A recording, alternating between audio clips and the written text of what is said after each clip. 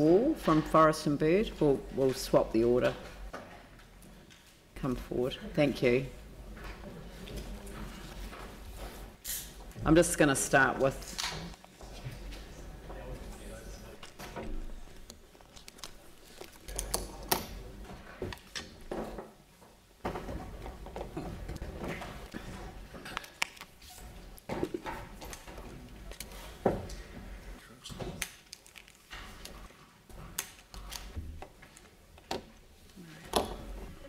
Good afternoon. Welcome. Good afternoon.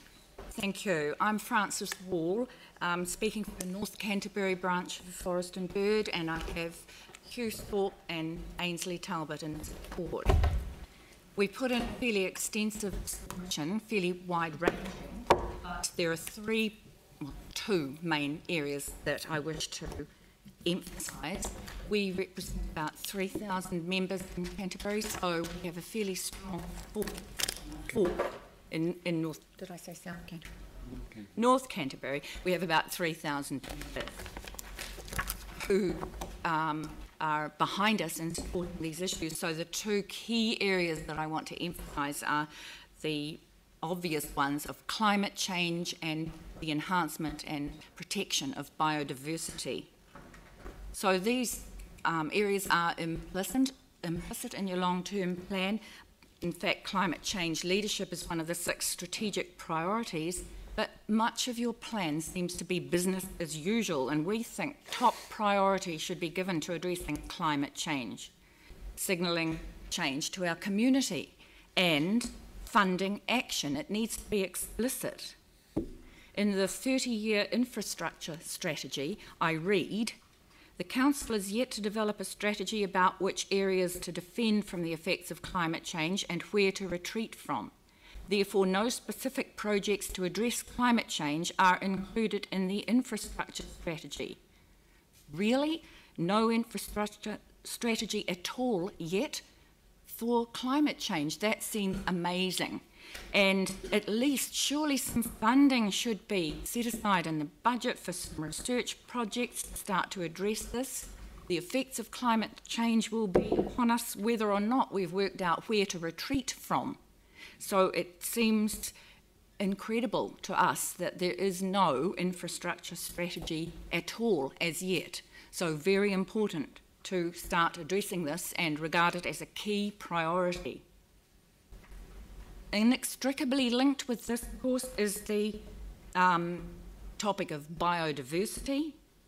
It's not listed as a strategic priority, but just by the way, I have to say one good thing is that I've seen the 2018 Natural Environment Survey comes under the umbrella of City Life Natural Environment, and that's really good in terms of drawing respondents' attention to issues of biodiversity and individual responsibility, which is what we need to do, though I do wonder how widely this survey is disseminated, and it's not so good if it's only through environmental organisations' networks, which is how I came by it. However, it's a step in the right direction.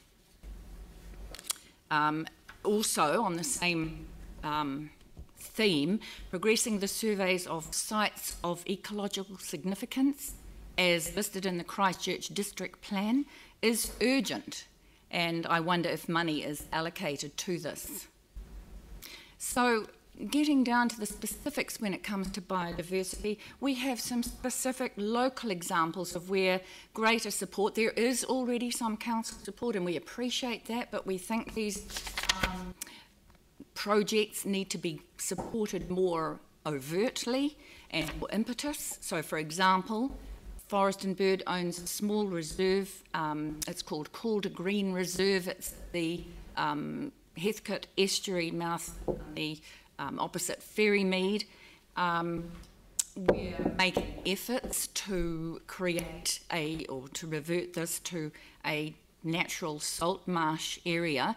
There's an adjacent hinterland, Ferrymead Regional Park it's part of, which is used for horse grazing.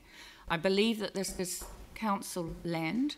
We believe it should be allowed to revert or encouraged to revert to a salt marsh ecosystem. The horse grazing could easily be moved further inland. A second project is Mahoi Nui. It's in the Port Hills off Evans Pass Road. It's just a small area which is being regenerated in native plantings, and Forest and Bird has been working on that for some years. And there are similar initiatives, not necessarily all Forest and Bird, such as Drayton Reserve in McCormick Bay. It's an uphill battle to regenerate native bush in those areas, as you can imagine, and we think it needs a lot of support.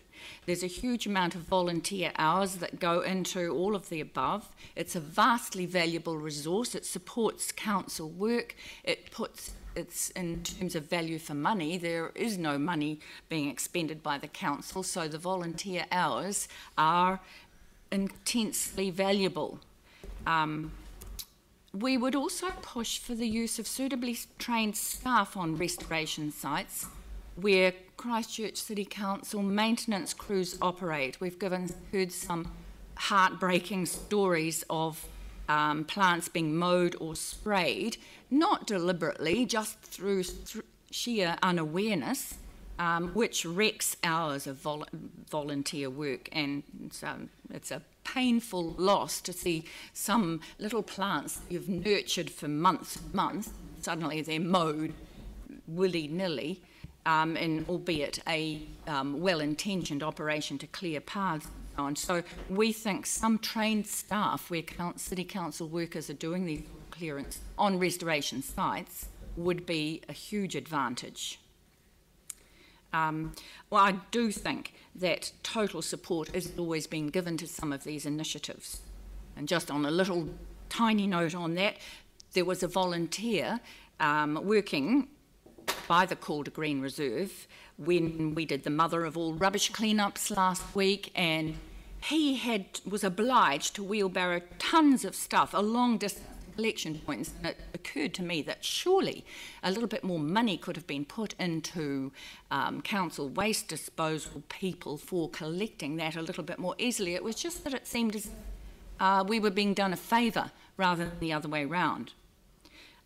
Just by the way, support for projects by parks rangers acknowledged and has been great from people like Di Carter. And on a larger scale, please heed Regenerate Christchurch's proposal for the 11-kilometre green spine on either side of the Avon, incorporating large areas of wetlands and of ecological restoration. We think this is a superb opportunity and we heartily endorse that. That's it for the moment. Excellent. Questions? Yes, questions. Phil. Thank you for your submission. I guess around the area of infrastructure strategy and climate change, you might be aware, because you refer to it in your submission, around a full engagement with the people, especially the people on the coast, in the coastal areas. But you also refer to engaging with the whole city around climate change. Do you want to perhaps elaborate on that? Why all of Christchurch to be engaged? Well, the whole city is going to be affected, not just the people who live on the shores. So we just better brace ourselves for that reality. And you would have heard me on Monday when I presented, bemoaning the fact that the people of Christchurch generally are apathetic, I think very, very largely, and somehow or other we have to overcome that apathy. And as I said on Monday, it really does require strong leadership from the council. If you won't lead the way, how can you expect us to follow? Thank you. Yanni? Thank you. Thank you for your submission. We've had other submitters raise the issue of having a Heathcote River catchment plan, and I don't know, just in light of your comment around acquiring the horse grazing for wetlands restoration, and I just wondered if you've given much thought to having a more holistic sort of catchment plan along the Heathcote for the area that you look after, and whether that would be of value. And secondly to that, I know that there was a plan change to zone industrial land, which was had a lot of biodiversity on the other side of where your reserve is. Have you also given any consideration to make council acquiring that? Some of the projects that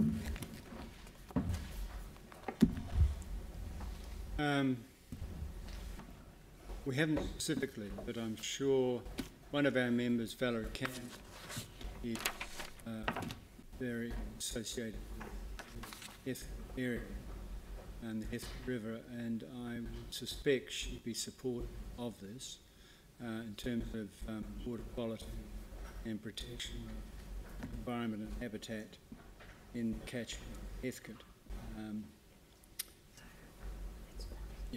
We also have the person who, from Forest and Bird, who looks after our Calder Green Reserve, is very, very passionate about the idea of extending the wetland area.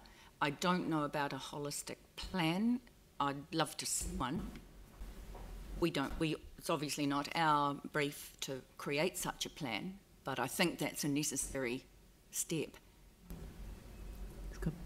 Thank you very much for your presentation this afternoon. Very much appreciated. Thank you. Thank you. Thanks for your time. Thank you.